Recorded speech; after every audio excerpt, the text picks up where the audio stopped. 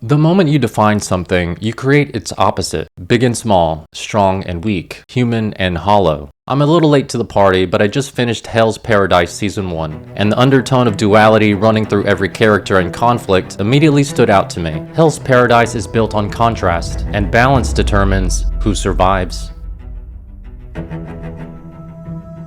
In Hell's Paradise, death row criminals are offered a single chance at freedom, travel to a mysterious island rumored to hold the elixir of life, retrieve it for the shogunate, and earn a pardon. Each convict is paired with an executioner tasked with ensuring compliance. Should the criminal step out of line or fail to complete the mission, the blade falls. What begins as a survival mission quickly turns into something far stranger, an island where beauty and horror coexist, where immortality has a cost, and where life itself feels unstable. Behind the violence and mysticism, the series draws heavily from Taoist philosophy, weaving its themes of balance, duality, and natural harmony directly into the world building. The island, its creatures, and even its power system reflect the Taoist belief that all existence flows through opposing yet interconnected forces. You see this symbol? You might have seen it before. It's the symbol for yin and yang. Yin and yang represent dual forces that exist in all things. They are complementary energies in constant rhythm. Yin is associated with darkness, inward reflection, stillness, and receptivity, expressing more passive, yielding traits. Yang, on the other hand, drives action, projects outward force, and fuels expansion with active, assertive energy. Each gives the other meaning, and one cannot exist without the other. They circle each other in internal dance, they balance each other, and harmony is achieved by keeping both in motion. If one side tries to dominate, things fall apart. You know, kind of like skipping leg day.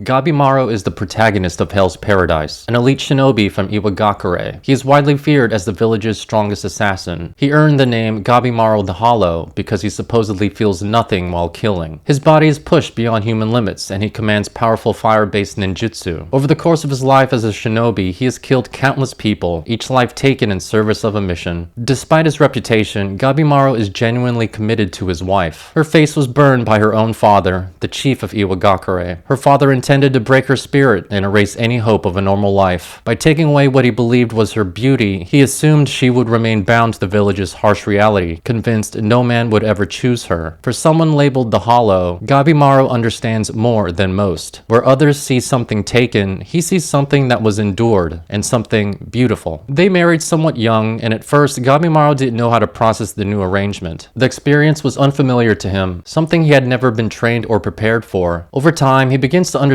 that strength can take many forms, not just brutality, but connection, trust, and choosing to live for someone else. He develops a deep devotion to his wife, and much of his motivation in Season 1 centers on returning to her. His desire to reunite with her reveals a surprisingly sentimental side and a fierce loyalty that contradicts his reputation as the Hollow. Gabimaru approaches the village chief one day and expresses his desire to leave the village in order to live a peaceful life with his wife. The chief acknowledged the request and offered Gabimaru one last mission in exchange for his retirement, but the promise was never meant to be honored. He was betrayed by his fellow shinobi and ultimately handed over to the authorities. Even facing execution, Gabimaru refuses to die because the love he was never meant to feel becomes the very thing that keeps him alive.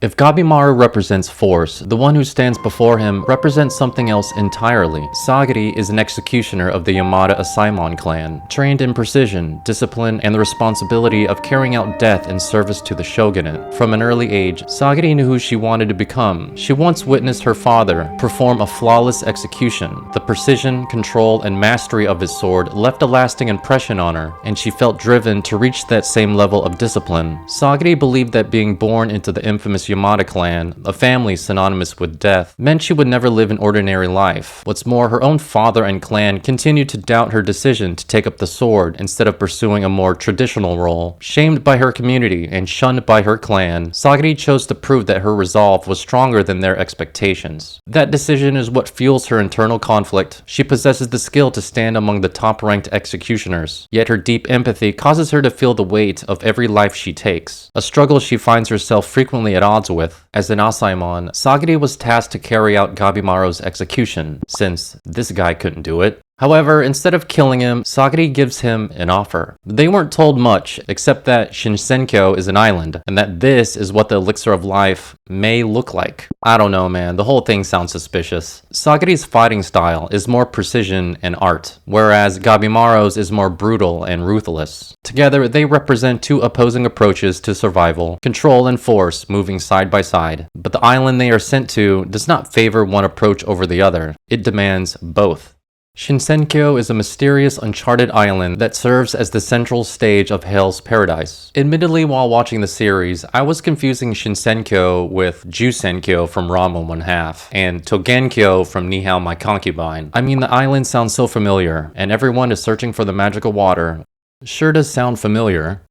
Anyway, about Shinsenkyo. It's a place where breathtaking beauty and lethal danger exist in the same breath. A radiant landscape that conceals a relentless slaughterhouse. The island itself is structured in 3 distinct layers. At the very center lies Harai, the sacred inner region where the Tensen reside. The Tensen are a group of godlike beings who serve as the series' primary antagonists. What makes the Tensen particularly interesting is that their existence is rooted in the balance of yin and yang. They are fluid in form, able to shift between masculine and feminine states at will. By mastering both energies, they reach a level of spiritual and physical refinement that grants them immortality and immense power. Harmony at that level is forged through ritual and repetition. To sustain that harmony, the Tensen focus on 5 different training methods. I'm not going to list all of them, but one of them is quite notable. It's called Bochujutsu, which translates to Art of the Bedchamber. And yes, that means exactly what you think it means. Along with the ability to change forms, the Tensen can transform into a single powerful combat state. It's called Kishikai, and it takes the form of a plant creature with 2 human-like figures, a visual embodiment of yin and yang, yin representing the feminine aspect, and yang the masculine. I guess we can update that list.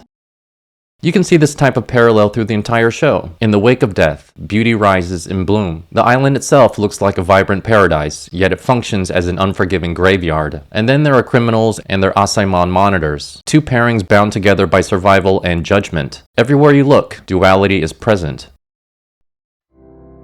From the very beginning, Hell's Paradise frames everything through duality, yin and yang, light and dark, life and death. They exist in constant motion. Lean too far in one direction, and something breaks. Gabimaru starts the story believing he is hollow, a weapon, a shinobi who survives by shutting everything off. But his love for his wife proves he was never empty, only torn in 2. Sagari stands in that same conflict, just facing it differently. Raised in discipline, trained to execute with precision, yet guided by empathy. She questions herself because she feels, and that feeling becomes her strength. Then you have the Tensen, beings who mastered yin and yang so completely that they achieved immortality. They represent balance perfected and balance intensified. But even perfection requires constant harmony to remain intact. The idea of yin and yang is powerful because it applies to everything. The moment you define one thing, you create its opposite. 2 sides of one circle, not separate but connected. And that circle can represent anything. The universe,